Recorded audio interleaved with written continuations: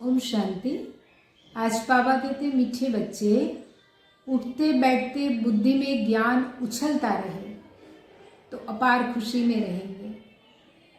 प्रश्न है, तुम बच्चों को किसके संग से बहुत बहुत संभाल करनी है? तो बाबा कहते जिनकी बुद्धि में बाप की याद नहीं ठहरती, बुद्धि इधर उधर भटकती रहती है, उनके संग से तुम्हें संभाल करनी है।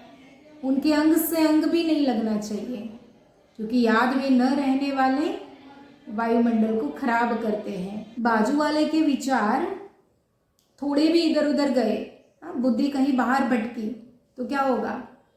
हमारे विचारों को भी वो, हमारी बुद्धि को भी वो भटका देंगे।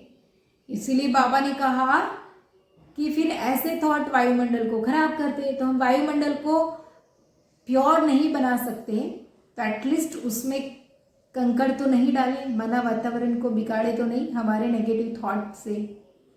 फिर दूसरा प्रश्न है, बाबा कहते मनुष्य को पश्चाताप कब होगा?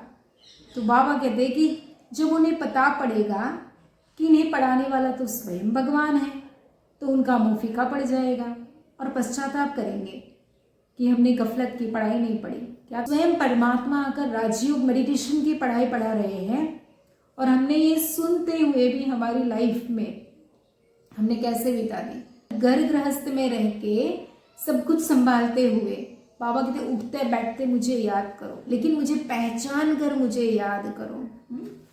तो इसलिए बाबा कहते उनको भी लास्ट में पश्चाताप होगा। धारणा के लिए मुख्य सार है, पहली पॉइंट, यहाँ की कोई भी वस्तु में दिल नहीं लगानी, क्योंकि विनाशी है ना, देखते हुए भी नहीं देखना है। रहते इसी संसार में है, इसी समाज के बीच में रहकर हमें तपस्या करनी है, कोई जंगल में तो जाना नहीं है ना। तो बाबा कहते कि ये सब कुछ देखते हुए भी न हमें किसी वस्तु व्यक्ति में वैभव में दिल लगानी है, लेकिन हमारा जो फर्ज है वो हमें परमात्मा की याद में रहते हुए कर्म करते करते हमें पूरा करना है। बाबा कहते आंख खुली होते भी जैसे नींद का नशा रहता है, ऐसे खुशी का नशा चढ़ा हुआ हो। जैसे आंख, कई लोग क्या करते हैं कि आंखें खुली होती है लेकिन फिर भी छुटके आते रहते हैं ना, तो नशा रहता है। तो परमात्मा की याद का भी नशा, जैसे भक्ति में कहते हैं ना कि भांग का नशा, बट परमात्मा की याद का और परमात्मा के ज्ञान का नशा सदैव चढ़ा रहना चाहिए। दूसरी पॉइंट, सारा मदार पवित्रता पर है, इसलिए संभाल करनी है कि पतित के अंग से अंग न लगे। स्विच बाप और स्विच राजधानी के सिवाय और कोई याद ना आए। स्विच बाप माना परमात्मा शिव बाबा, स्विट राजधानी माना श्री कृष्णपुरी, इसके अलावा और कुछ भी बाबा याद न आए। जिसको परमात्मा शिव बाप की याद रहती है उसी को ही पवित्र कहा जाता है। तो सोचो आत्मा को कितना प्योर बनना है। वरदान, हद की इच्छाओं को छोड़, अच्छा बनने वाले इच्छा मात्रम अविद्या भव। मन में कोई भी हद की इच्छा होगी तो अच्छा बनने नहीं देगी। जैसे धूप में चलते हो तो परछाई आगे आगे जाती है, अगर उसको पकड़ने की कोशिश करो तो पकड़ नहीं सकते। पीठ करके आ जाओ तो परछाई पीछे पीछे आएगी।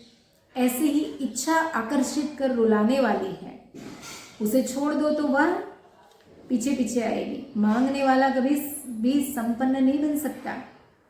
कोई भी हद की इच्छाओं के पीछे भागना ऐसे है जैसे मृग तृष्णा, इससे सदा बचकर रहो तो इच्छा मात्रम अविद्या बन जाएंगे।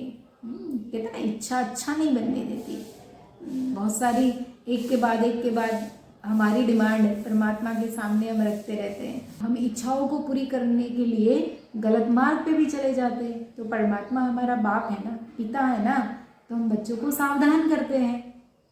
स्लोगन, अपने श्रेष्ठ कर्म श्रेष्ठ चलन द्वारा दुआएं जमा कर लो तो पहाड़ जैसी बात भी रूई के समान अनुभव होगी ना। तो बाबा कहते दुआएं अगर साथ होगी ना तो कितनी भी बड़ी बात हो, हमें रुई को फूंक मारो तो उड़ जाती है, ऐसे रुई के समान वो बात अनुभव होगी। में से 1 घंटा खुद के लिए निकालने का भी रहम अपने पर करना है। ओम शांति।